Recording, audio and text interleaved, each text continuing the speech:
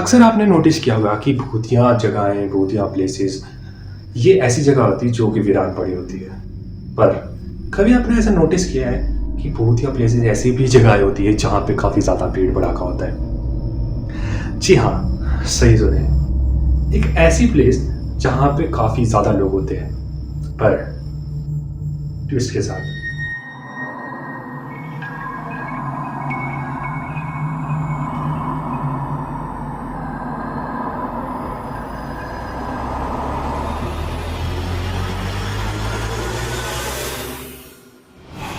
कहानी शुरू होती है एक ऐसे स्कूल में जो कि 1980s में बना हुआ था। यह स्कूल अंग्रेज़ों के द्वारा बनाया गया था। पहले ये स्कूल नहीं था, अंग्रेज़ों की पुलिस छावनी यानी कि कैंटोनमेंट एरिया हुआ करता था। पर धीरे धीरे धीरे ये जगह बिल्कुल ही स्कूल में कन्वर्ट हो गई और 1980 में ये स्कूल ही था। तो स्कूल में काफ़ी कम बच्चे पढ़ा करते थे। धीरे धीरे धीरे आज़ादी के बाद आबादी इधर बढ़ने लगी। 1980 में जैसे ये स्कूल बना उसके बाद इसे as a Christian school discover कर दिया गया, यानी कि कोई क्रिश्चियन संस्थाएं इस स्कूल को लेने के लगी। मैं बात कर रहा हूँ शिमला के स्कूल के बारे में। यहाँ की एक कहानी काफ़ी ज़्यादा दिल दहला देने वाली आती है। 1990 के दशक की बात है। इस स्कूल में इनॉग्रेशन हुई, जगहें बदली गई, रूम्स बनाए गए, लेकिन कुछ एरिया वहाँ पे वैसा का वैसा ही रहने दिया गया जैसे कि पहले हुआ करता था। उस छावनी में पहले जो पीछे के दरवाजे की तरफ एक चिमनी हुआ करती थी वो वैसे की वैसी ही रहने दी गई। कुछ कमरों में सेकने के लिए, आग जलाने के लिए वहाँ पे चूल्हे हुआ करते थे, वो वैसे के वैसे रहने दिए गए। उसके साथ साथ कुछ चीज़ें जैसी की वैसी रहने दी और आधी चीज़ें बदल दी गई। छत बदल दी गई क्योंकि छत काफ़ी ज़्यादा पुरानी हो चुकी थी। पर कहानी में ट्विस्ट की गई। वहाँ पे एक लड़का पढ़ने आया, राजू एक काफ़ी ज़्यादा होनहार बच्चा था, मार्क्स के मामले में काफ़ी ज़्यादा अच्छा था। और जब नए स्कूल में उसका शिफ्ट हुआ, क्योंकि उसके पिताजी काम करते थे हिमाचल के सरकारी डिपार्टमेंट में जिनकी इधर से उधर बदली हुआ करती थी। राजू जब स्कूल में पढ़ने आया तो उसने देखा कि कुछ अजीब जैसी नोटिस हुआ।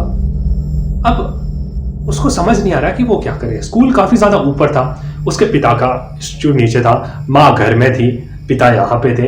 तो पिता ने बोला कि एक काम करते हैं, वैसे भी मेरा तबादला हो जाएगा कुछ टाइम के बाद, राजू को बोर्डिंग स्कूल, इस स्कूल में ये बोर्डिंग स्कूल हुआ करता था, वहाँ पढ़ा देते हैं, वहाँ डाल देते हैं। तो राजू ने उस बोर्डिंग स्कूल में पढ़ना सही समझा और उसे वहाँ डाल दिया गया क्योंकि उसको घर वालों से इतनी अटैचमेंट इतनी थी। तो वो राजू रोया भी नहीं, और 9वीं 10वीं में पढ़ने वाला लड़का कौन ही रोएगा। 1-2 साल के बाद राजू वहाँ से जाने वाला था। उस टाइम तक वहाँ पे कोई इंसिडेंट ऐसा नहीं हुआ था, लेकिन 12वीं में जब राजू हुआ तब किसी ने उससे शर्त लगाई कि कौन देखते हैं रात को स्कूल के अंदर जा सकता है। हॉस्टल से स्कूल के अंदर जाने की शर्त लगी। कोई कहता था वहां पे एक अंग्रेज आदमी की आत्मा घूमती है। राजू एक बच्चा हुआ करता था, उसको इतनी अकल नहीं थी कि ऐसा कुछ होता है या नहीं होता। उसने सोचा कि आज जाके पता कर लिया जाए कि क्या असल में सच्चाई है। राजू गया, जैसे ही वहां पे पहुंचा तो वहां देखता है वहां पे कुछ भी नहीं है, सब कमरे खाली बैठे हुए हैं। पर राजू जब 8वीं के कमरे में गया, 8th क्लास के कमरे में देखता है कि पहले डेस्क के दूसरे नंबर वाले साइड यानी कि लेफ्ट साइड एक आदमी बैठा हुआ है जिसने अपना सर हेड डाउन करके अपने सर नीचे रखा हुआ है और सोया हुआ है। राजू को लगा ये कौन आदमी है। उसके लगा कि यहाँ पे कोई गार्ड होगा जो सोया हुआ है। सर ने बोला ठीक है कोई बात नहीं। अगले दिन राजू फिर से वहां आ गया क्योंकि शर्त लगातार 3 दिन जाने की लगी थी। जब वो वहां गया उसी रूम में, उसने देखा कि वो आदमी अब बैठा हुआ है और कुछ चीज को बोर्ड पे ध्यान से देख रहा है। बोर्ड पे कुछ लिखा नहीं था। राजू को लगा ये क्या देख रहा है। वो राजू के पास धीरे धीरे बढ़ने लगा। उसका चेहरा दिख नहीं रहा था क्योंकि अंधेरा था, ठीक है। एक परछाई सी दिख रही थी जो काली सी थी और राजू की तरफ बढ़ रही थी। जब वो परछाई सामने आई तब राजू क्या देखता है, वो और कोई नहीं, उसके पापा थे। जैसे शौक राजू को लगा वैसे शौक मुझे भी लगा ये कहानी सुनकर कि उसके पिताजी वहां पे कैसे पहुंच गए।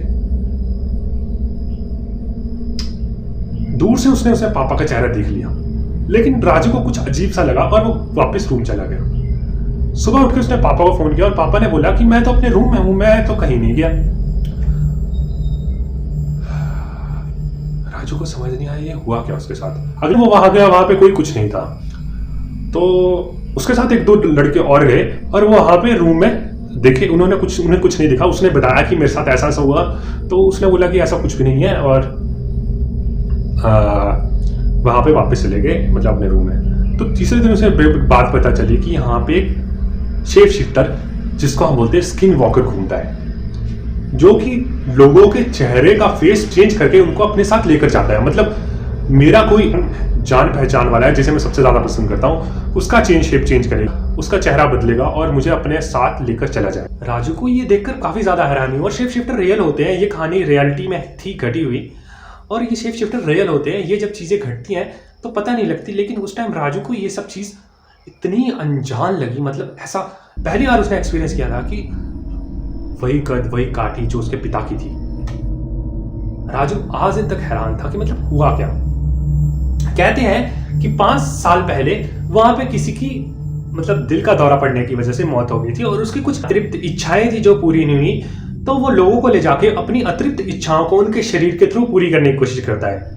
हालांकि वो चीज एग्जिस्टेंस में, रियलिटी में एग्जिस्टेंस नहीं करती, यानी कि वो एक शेप है जो शिफ्ट कर सकती है, ना किसी फिजिकल चीज को टच कर सकती है, किसी के थ्रू जा सकती है, और वही वो शेप शिफ्टर करने की कोशिश राजू के थ्रू कर रहा था। लेकिन जिससे पहले वो कुछ कर पाता, राजू वहां से भागकर अपने रूम में चला गया। उस दिन के बाद राजू ने वो स्कूल जाना छोड़ दिया, क्योंकि उसकी 12th हो चुकी थी, फेयरवेल भी वो एग्जिस्ट भी कर चुका था। लेकिन कहते हैं वो शेप शिफ्टर आज भी लोगों की तलाश में शिमला के चौराहों और स्कूलों में घूमता है। और शिमला काफी ज्यादा हॉन्टेड एरिया माना जाता है, क्योंकि हर मोड़ पे वहां छलावा होता है। छलावा ही था वो जो उस दिन हुआ, और राजू कैसे बचकर आया वो राजू ही जानता है। तो कैसी लगी मेरी स्टोरी? मेरे चैनल को सब्सक्राइब कर दे और इस वीडियो को लाइक कर दे। और हाँ, अगर आपको वीडियो पसंद आई है तो चैनल को सब्सक्राइब करना ना भूलें।